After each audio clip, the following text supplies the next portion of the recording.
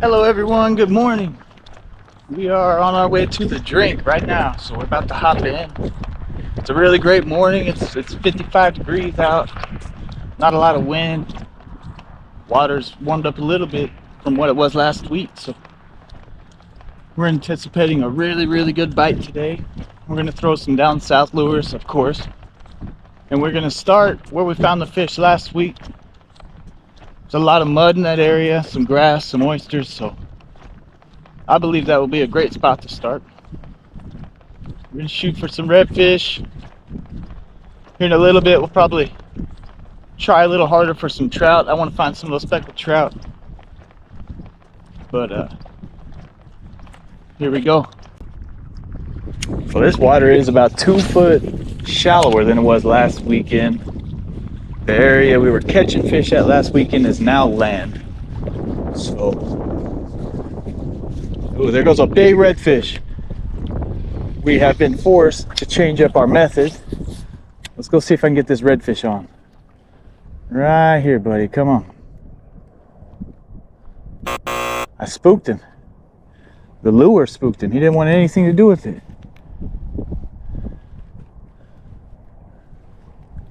He was probably already a little spooked. Just for me. But I walked right up on him.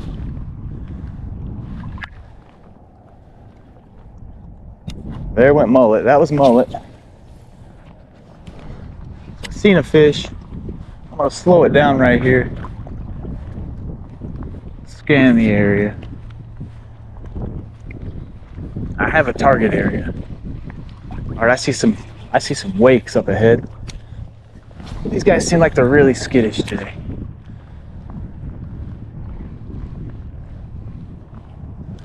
Yeah, lots of large mullet, that's what I'm seeing. But the one I said was a redfish. That was definitely a redfish. Alright, they're in a school of redfish. So they're right here.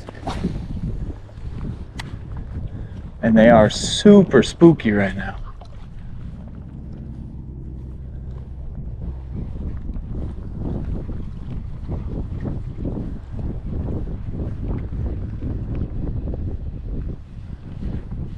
I'm seeing movement everywhere now. Mullet, redfish.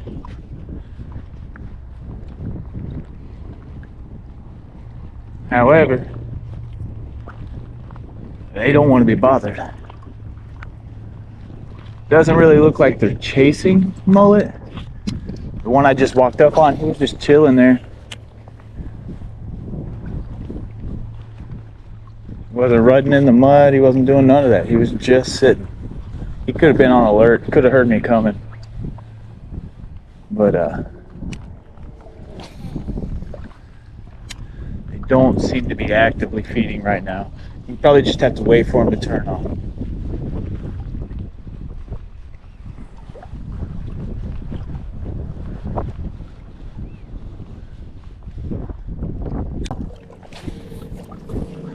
So that wind speed is picking up. North, northwest.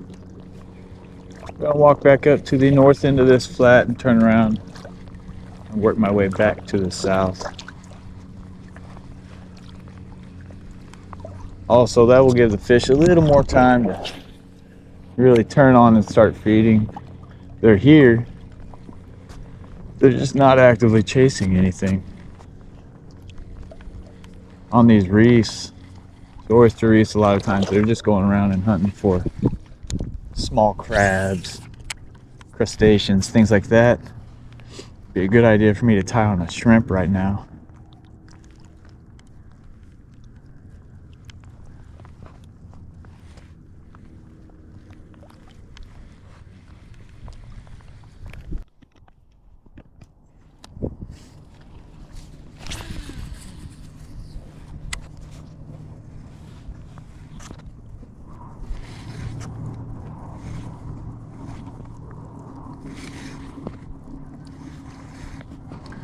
So as most of you have probably heard, they are changing the trout regulations again. I believe it takes effect in March. The exact day, I'm not sure. But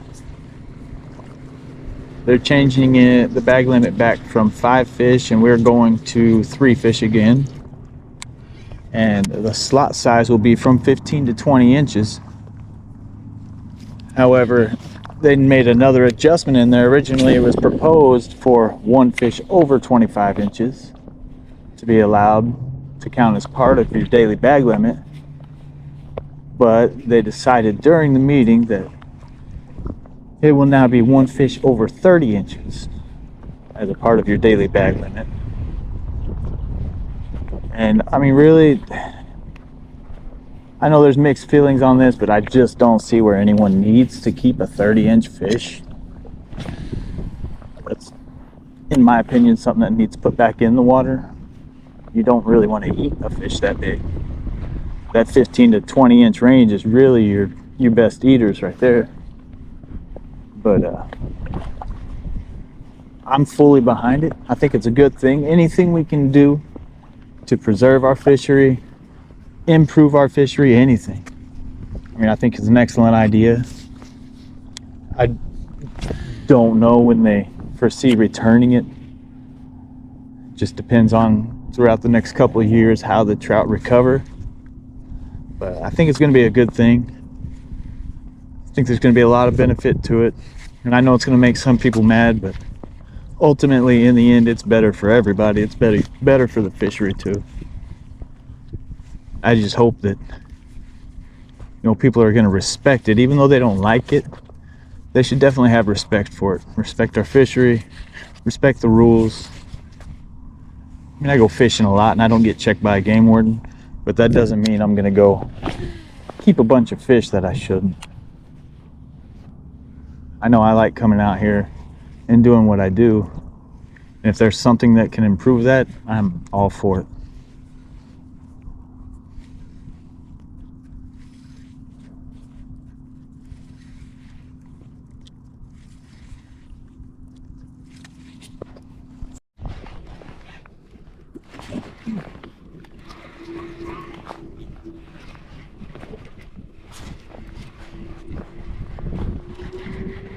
There's a guy on the artificial shrimp, flopping his head like a trout.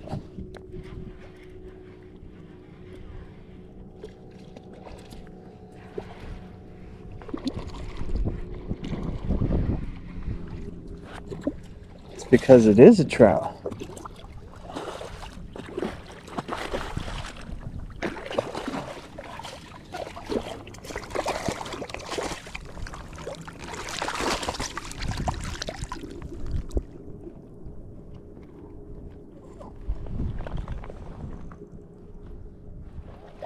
Oh yeah.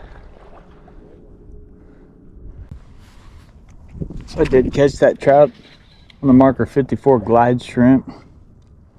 They just don't seem to be attacking the down south lure today, so I decided to switch it up. Definitely did some good. I had to work it a little bit, but we'll keep trying, see what else we can pull out.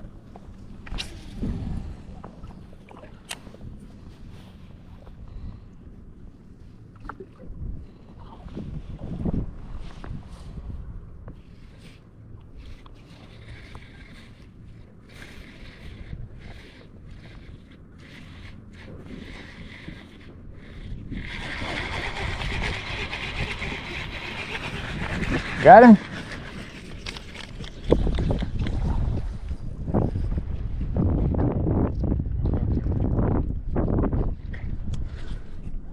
Another trout? I don't know. Looks like it.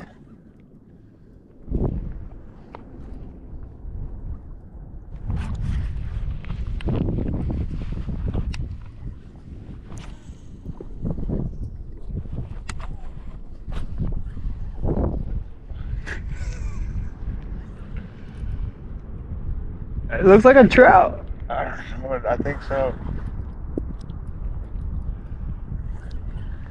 Not fighting like a red. Fighting like I'm hung up on something. Maybe you snagged it.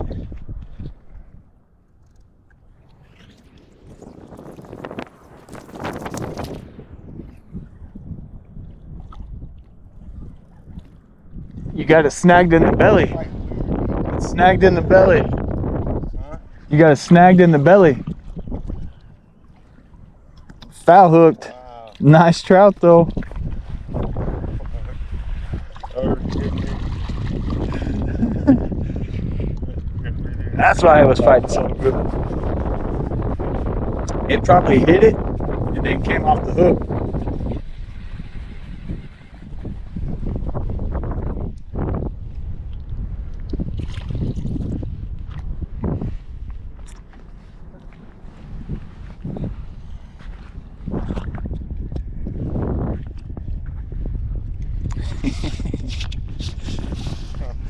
I bet you can't do that again. Nope.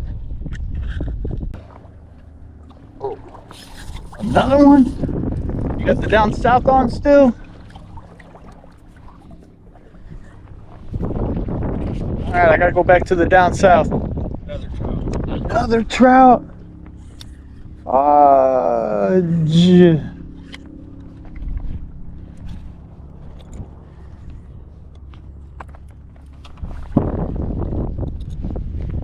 That's a red.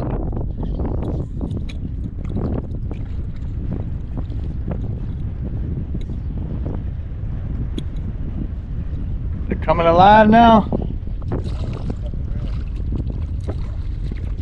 They're gonna finally wake up.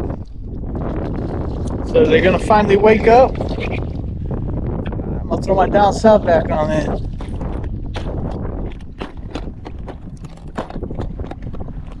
I'm gonna come back. I'll go ahead and put this glide shrimp back on just because that's the only thing I've had any luck on today.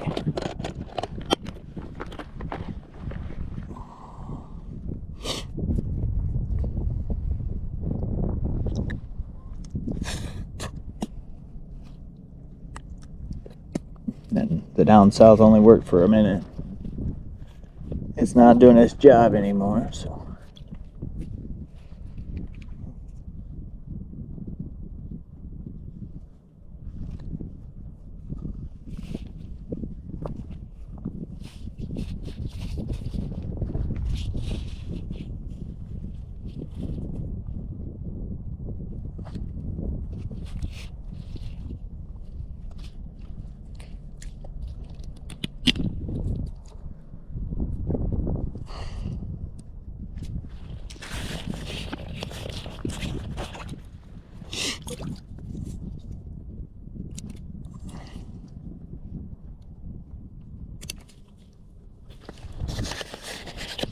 Been seeing lots of people lately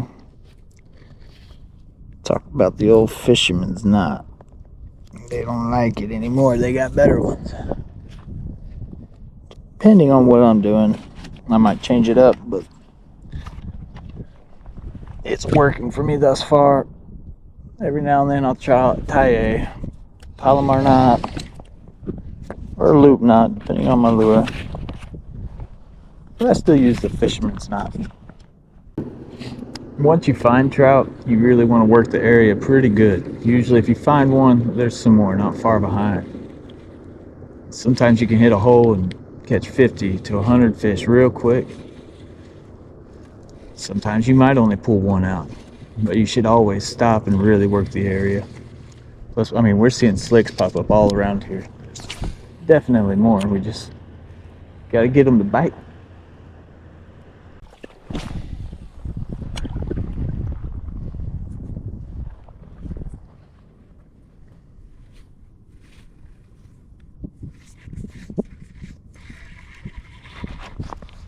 Oh, there's one. There's a trout. Look at it. Let's shake that head. Nice. Another nice trout. That's a solid trout.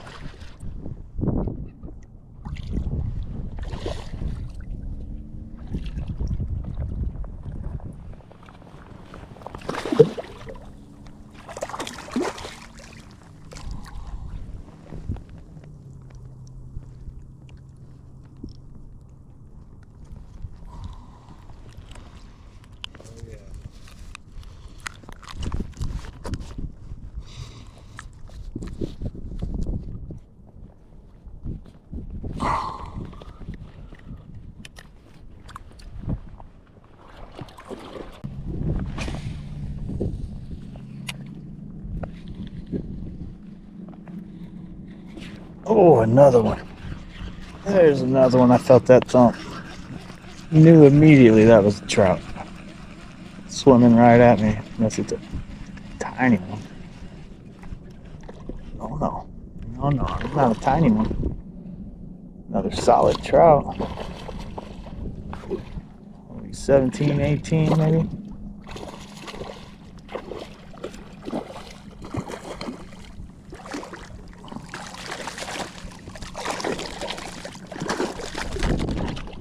Violent.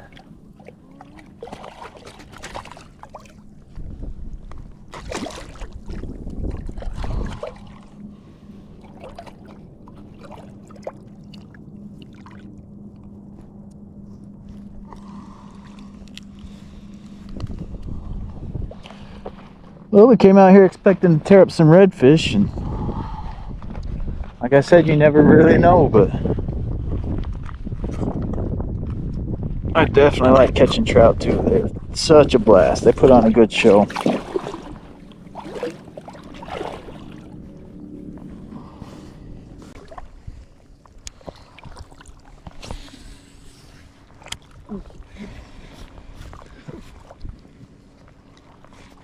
Oh, there's something. What do we got? That one pulls more like a red. That's pulling more like a redfish.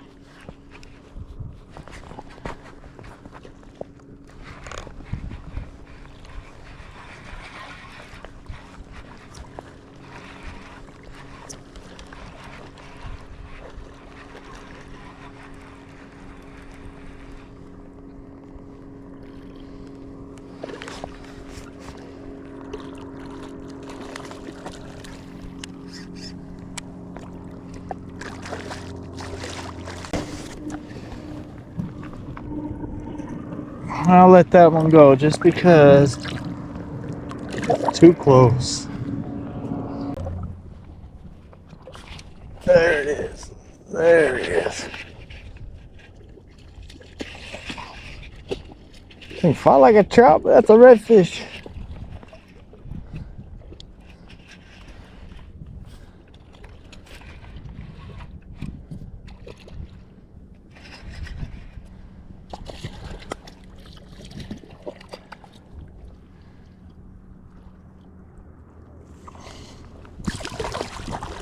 Barely slot. Let this one go.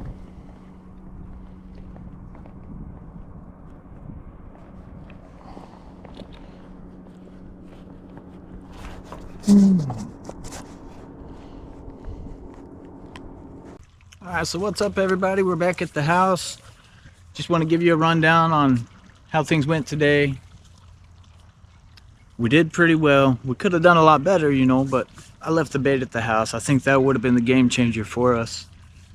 Threw some artificials. I changed it up here and there. Kind of explained what I was doing, why I was doing it. The water was extremely low. The fish were really skittish. You know, you have those days sometimes. You just got to keep trying it till you find something that works. Eventually, we landed on the marker 54 jerk shrimp, and that did land a few fish for us. We got some pretty nice size speckled trout, a few lower slot reds, but all in all, great day. You know, any day on the water is, but you know, you try to make a plan before you leave the house, and sometimes you get to the water and Mother Nature says to hell with your plan. This is my plan, so you just got to roll with it, get out there, figure out what's going on. So until next time, like, subscribe, and wait for the next one.